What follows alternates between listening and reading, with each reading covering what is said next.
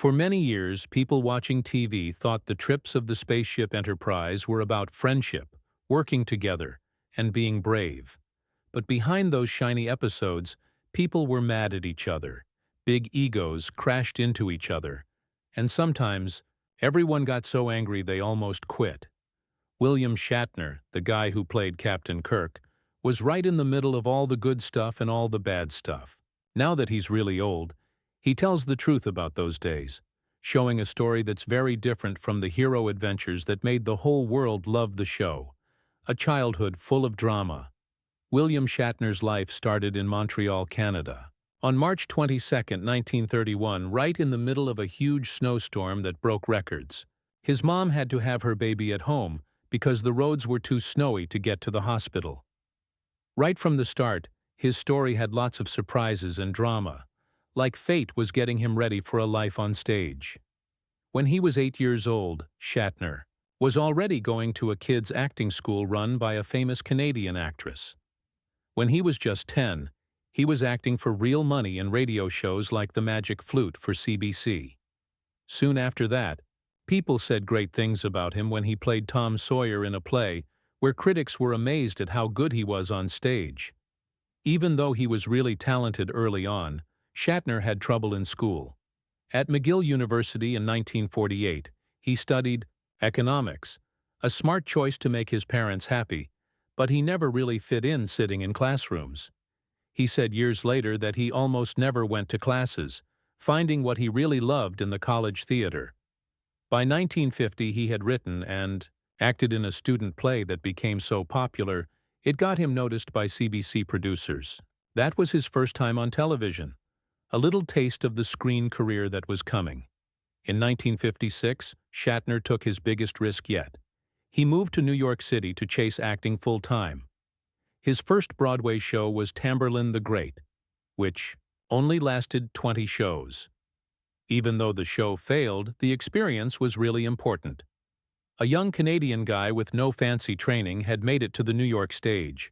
From there, Shatner started building up his resume on American television during the late 1950s and early 1960s. He was in shows like Alfred Hitchcock Presents, The Defenders, and The Outer Limits. But it was his 2 times on The Twilight Zone, especially the 1963 episode Nightmare at 20,000 AFT, that showed how good he was at playing characters who were losing control under pressure. This skill at showing tension and barely controlled panic would later become the main part of his most famous role, becoming Captain Kirk. By 1965, William Shatner was working steadily in television, but nothing suggested he was about to take on the role that would control his whole life. At that time, Star Trek already had a captain. Jeffrey Hunter played Christopher Pike in the first pilot called The Cage. NBC bosses, however, said no to it, saying the show was too slow and too smart. Instead of canceling the idea, they did something unusual. They ordered a second pilot. Hunter chose not to come back, reportedly to focus on movies, though Shatner later hinted there may have been bigger disagreements behind his leaving. With the role suddenly empty, producers turned to Shatner. He was shown the rejected pilot, and while he liked how it was made, he thought the acting was way too stiff. He believed the captain needed to be more relatable, with a lighter touch. When Shatner stepped in as James T. Kirk in 1966, he reimagined the character as both commanding and easy to approach. He wanted Kirk to be curious about the unknown, excited about exploration, yet relaxed enough to joke with his crew. Instead of yelling rigid commands, Kirk could lean toward a helmsman and casually say, "Take us left, George." This sense of being comfortable made him different from the typical military characters on television at the time. To shape Kirk's personality, Shatner used 2 inspirations. One was Horatio Hornblower, the naval hero known for being smart and brave. The other was Alexander the Great, a role Shatner himself had played in a failed 1963 TV pilot. He brought Alexander's mix of charm and authority to Kirk. Adding humor, something Shatner insisted on, made the character even softer. Unlike many science fiction heroes, Kirk wasn't just a cold strategist. He was someone viewers could laugh with and trust. The gamble worked. When Star Trek started in September 1966, Kirk quickly became a standout. The character showed courage and hope. During a crazy decade, and audiences connected with his never-giving-up confidence. Yet even as the show gained loyal fans, life behind the cameras was far from peaceful. For Shatner, stepping into command meant more than leading the pretend crew of the Enterprise. It also meant dealing with real-world rivalries that threatened to tear the cast apart. Fights, feuds, and sabotage. While viewers saw teamwork on screen, the reality behind the Star Trek set was often crazy. William Shatner's ambition, his constant rewrites, and his need to be the center of attention created tension that sometimes exploded into open fighting. What fans never knew at the time was that the friendships shown on screen were strained by jealousy and anger just a few feet away from the cameras. One early problem came during the filming of The Man Trap in September 1966. Leonard Nimoy, whose character Spock was becoming surprisingly popular, found himself fighting with Shatner. Believing Nimoy was stealing attention, Shatner deliberately walked into Nimoy's shots, not once, but 17 times, forcing expensive do-overs. The director was furious, and Nimoy threatened to leave the set if it continued. It was one of the first cracks in the illusion of unity. Fights weren't just about petty rivalries. In March 1968, while shooting The Paradise Syndrome, Shatner and Nimoy got into a heated argument over how Captain Kirk's memory loss should be shown. Shatner wanted drama and intensity, while Nimoy argued for being subtle. The standoff delayed production for hours until creator Gene Roddenberry stepped in to calm both men. Writers were equally frustrated. During The Trouble with Tribbles in 1967, Shatner and Nimoy spent 14 straight hours rewriting dialogue, cutting other characters' lines in the process. By the third season, cast members half-jokingly called the program The Shatner-Nimoy Show. Even groundbreaking moments were not free from tension.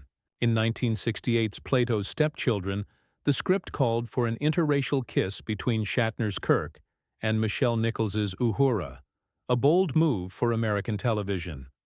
Shatner reportedly worried about audience backlash and asked for an alternate version without the kiss. Nichols, however, believed in the scene's importance and worked with Shatner to mess up every non-kiss take, forcing the studio to broadcast the historic moment. Beyond creative battles, the exhausting schedule added fuel to the fire. Episodes sometimes required 16 to 22 hours of filming, leaving cast and crew exhausted. In October 1968, during the Tholian Web, Shatner himself broke down after 18 hours. On set, throwing his script in frustration and refusing to continue until given rest. Even the captain of the Enterprise could not escape the crushing demands of the show, The Price at Home. While William Shatner commanded the bridge of the Enterprise with confidence, his private life was falling apart. The endless hours on set didn't just strain his body and his relationships with fellow actors. They tore into his family. Shatner's first marriage to Canadian actress Gloria Rand had begun in 1956 with hope and stability. Together they had 3 daughters, Leslie in 1958, Elizabeth in 1961, and Melanie in 1964. But by the late 1960s, the pressures of Star Trek left little room for being a dad or husband.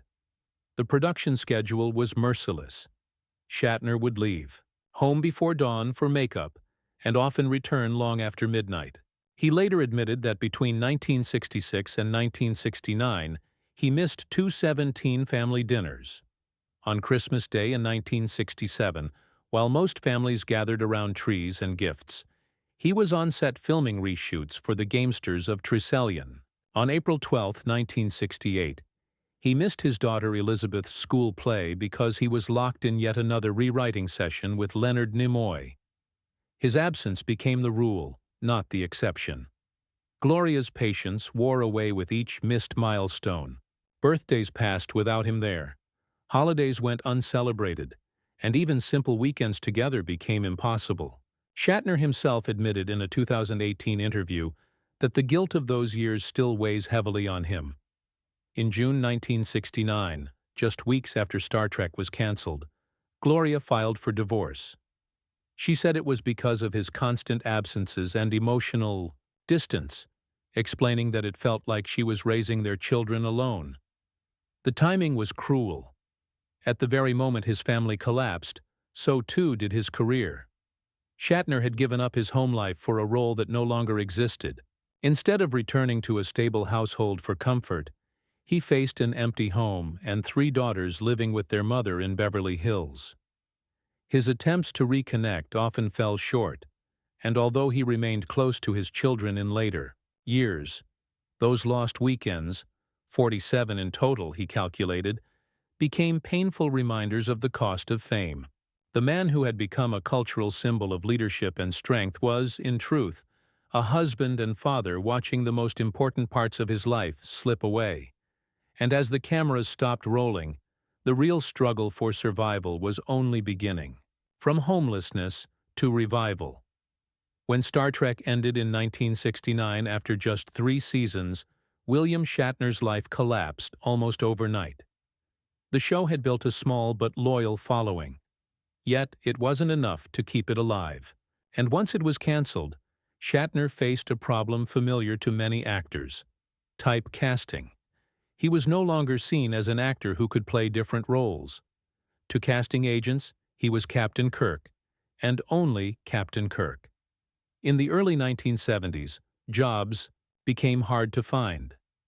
The man once called the next Marlon Brando was now stuck taking whatever parts he could find, often in cheap horror or exploitation films like Big Bad Mama, The Devil's Reign, and Kingdom of the Spiders. These roles didn't build his career. They only paid the bills barely. With his daughters living with Gloria in Beverly Hills, Shatner was left struggling to make ends meet.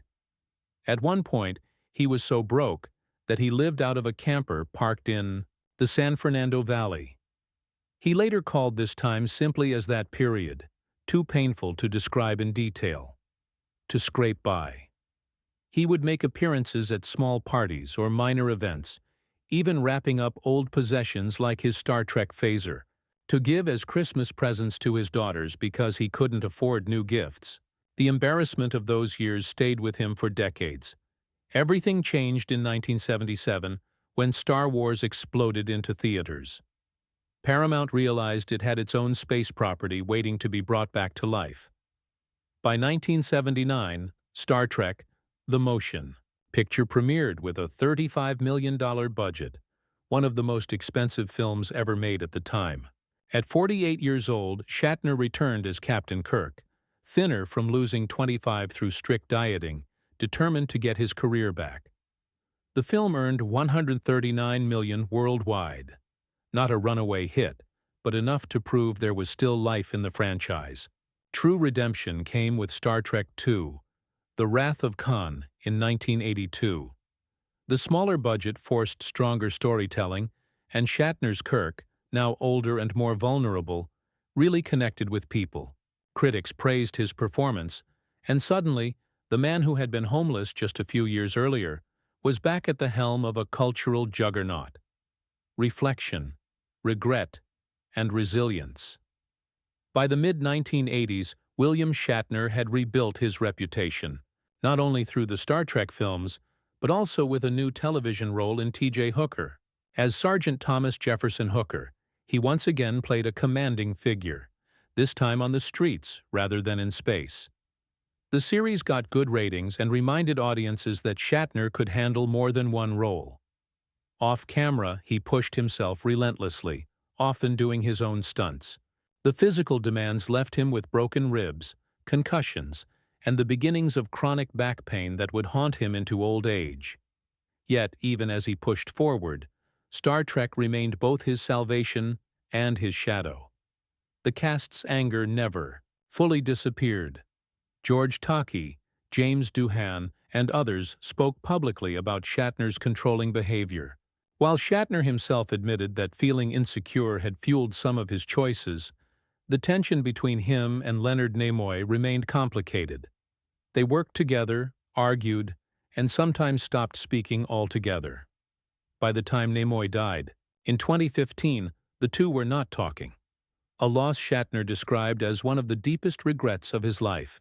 His later success on Boston Legal from 2004 to 2008 gave him a new identity outside science fiction. As Denny Crane, he mixed comedy with tragedy, earning 2 Emmy Awards. But by then, the physical toll of his career was undeniable. Hearing loss. From years on noisy sets, severe arthritis, and constant back pain became part of his daily reality. In interviews, he admitted that fear of loneliness, more than pain, was what weighed on him most. Now, in his 90s, Shatner has spoken with rare honesty about what really happened on the Star Trek set. He acknowledges the sabotage, the fights, and the ego battles, admitting they came from his own drive to stay in the spotlight. "I failed sometimes," he said plainly, "but I was always trying to keep the show alive." The fearless Captain Kirk, who once represented the best of humanity, was behind the cameras a man struggling to balance ambition, insecurity, and the crushing demands of fame. It is this complexity, the hero on screen, the flawed human off it, that has finally been revealed. William Shatner's journey proves that even legends carry scars. The man who showed courage and leadership was also vulnerable to fear, rivalry, and regret. Now at 93, his honesty allows fans to see not just Captain Kirk, but the man behind the uniform, a man who paid a heavy price for the role that defined him. Do you think William Shatner was unfairly judged by his castmates? Or did his ambition truly make him the villain of the Star Trek set? Share your thoughts in the comments, and don't forget to like and subscribe for more stories about the untold struggles of Hollywood icons.